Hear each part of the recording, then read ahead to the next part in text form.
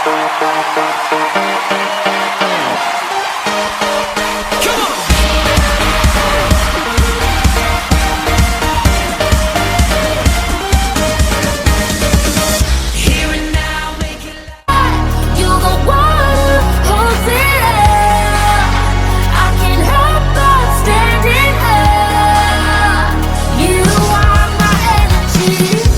sudah nggak perlu urusan dengan hal-hal yang sederhana-sederhana, tapi engkau perlu berurusan dengan sesuatu yang memang hari ini hati Tuhan lagi rindukan. Apa itu?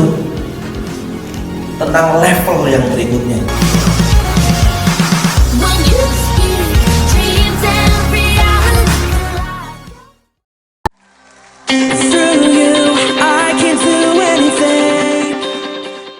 Shalom sahabat Hineni, ketemu lagi di Hineni Channel, pelayanan dari Hineni Ministry.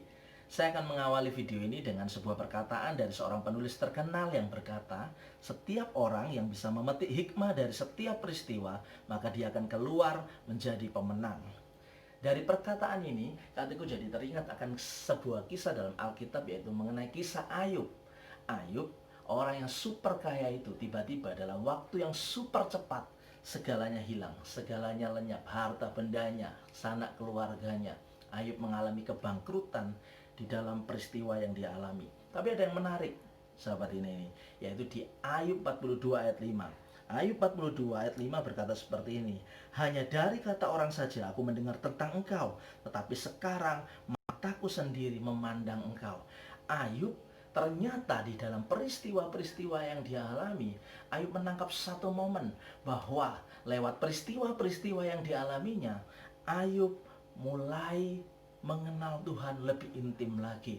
Ada hikmah yang berhasil dipetik oleh Ayub melalui peristiwa-peristiwanya, yaitu dia boleh mengenal Tuhan yang dulu hanya dia dengar dari kata orang, tapi hari itu Tuhan benar-benar Ayub alami dalam hidupnya. Ketika Ayub mulai mengalami Tuhan dan Ayub berhasil memetik hikmahnya, pasal berikutnya dikatakan dalam kitab Ayub bahwa Tuhan mulai bergerak memulihkan kehidupannya. Ayub keluar jadi pemenang. Kata kunci dari semuanya adalah memetik hikmah.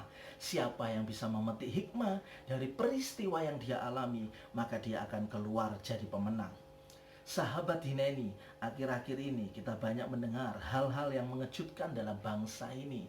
Mulai dari bencana alam, mulai dari situasi politik yang tidak menentu. Bahkan yang baru-baru ini hangat-hangatnya kita dengar, yaitu tentang virus corona. Virus ini membuat banyak orang merespon dengan gelisah, takut, khawatir, panik. Bahkan ada yang masa bodoh mungkin dengan virus ini.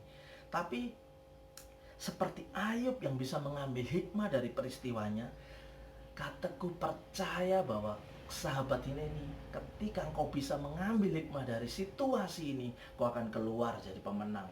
Lalu apa hikmahnya? Mazmur 23 ayat 1-3. Kataku rindu untuk baca buat sahabat semua. Mazmur Daud, Tuhan adalah gembalaku, takkan kekurangan aku. Ia membaringkan aku di padang yang berumput hijau. Ia membimbing aku ke air yang tenang. Ia menyegarkan jiwaku. Ia menuntun aku di jalannya yang benar oleh karena namanya. Dikatakan bahwa Tuhan adalah gembala agung kita. Daud mengakui bahwa Tuhan adalah gembala yang baik. Kataku akan fokus di sisi yang lain. Yes, Tuhan memang gembala agung kita. Tapi tahukah sahabat ini bahwa Tuhan juga menaruh kita sebagai gembala-gembala untuk orang-orang yang dia titipkan di dalam garis di bawah otoritas kita. Mungkin Anda adalah seorang pendeta di mana mempunyai sidang jemaat, maka Anda adalah gembala dari sidang jemaat itu, gembala kecil dalam tanda kutip. Mungkin Anda adalah seorang bos di kantor, maka karyawan-karyawan saudara di bawah saudara itu adalah saudara harus ayomi, dan Anda adalah gembala kecil bagi karyawan Anda.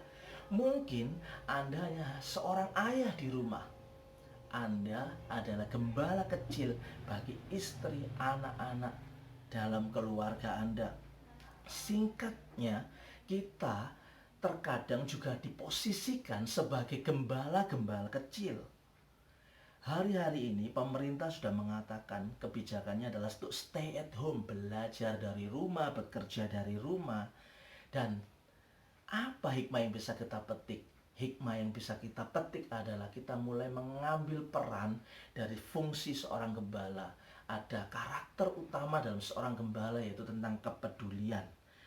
Hari-hari ini, berapa banyak kita mendengar, berapa banyak kita melihat seorang ayah yang begitu detail tentang pekerjaannya di kantor, tetapi dia tidak detail dengan keluarganya. Dia nggak tahu bahwa anaknya sedang bermasalah. Itu fenomena yang terjadi. Mungkin melalui peristiwa ini, melalui kebijakan stay at home, maka para ayah boleh memetik hikmah untuk boleh mulai detail dengan keluarganya. Berapa banyak kita melihat seorang kakak-kakak rohani yang tampil di atas panggung, dekat dengan adik rohaninya, tampil dengan bijaksana di depan adik rohaninya, tapi di rumah dia punya hubungan yang kurang baik dengan adik kandungnya. Dia nggak ngerti masalah-masalah yang terjadi dialami oleh adik kandungnya, tapi adik-adik rohaninya dia kenal betul. Mungkin ini saatnya engkaulah gembala-gembala kecil itu untuk memulihkan, untuk mulai peduli dengan orang-orang di rumah Anda. Mungkin Anda adalah seorang istri yang mungkin tahu detail tentang hal-hal di luar sana, tapi mungkin engkau nggak pernah detail tentang apa yang terjadi dengan suamimu. Saat ini, saat yang tepat untuk memetik hikmah. Mulai bangun karakter gembala, mulai bangun kepedulian, pulihkan setiap relationship yang hancur mungkin. Pulihkan setiap relationship yang mulai tumpul. Pertajam kembali relationship Anda dengan keluarga Anda melalui doa dan penyembahan di rumah Anda. Sahabat ini, kata kuncinya adalah memetik hikmah. Petik hikmahnya. Bangun relationship dengan keluargamu. Pulihkan setiap hubungan yang mungkin rusak. Saya percaya akan ada berkat yang mengalir dalam rumah tangga anak Tuhan. Ketika mereka boleh bersatu, ketika mulai mereka membangun di dalam jam-jam doa dan penyembahan. Pulihkan setiap hubungan, mulai peduli, berbagi sharing tentang apa yang dialami selama ini. Jangan jadi jagoan hanya di luar kandang, tapi engkau harus jadi berkat di dalam kandangmu. Engkau harus jadi berkat di Yerusalemmu. Baru engkau akan bisa jadi berkat di Samaria. Engkau bisa jadi berkat di Yudea, bahkan di seluruh ujung bumi. Sahabat ini, petik hikmahnya, dan saya percaya sahabat ini akan keluar menjadi pemenang. Mungkin ini yang bisa Kak Teguh sampaikan. Saya berharap kita semua akan keluar jadi pemenang, melewati krisis ini, sebab Tuhan Jehovah Mauzam, Allah keselamatan kita. God bless you all.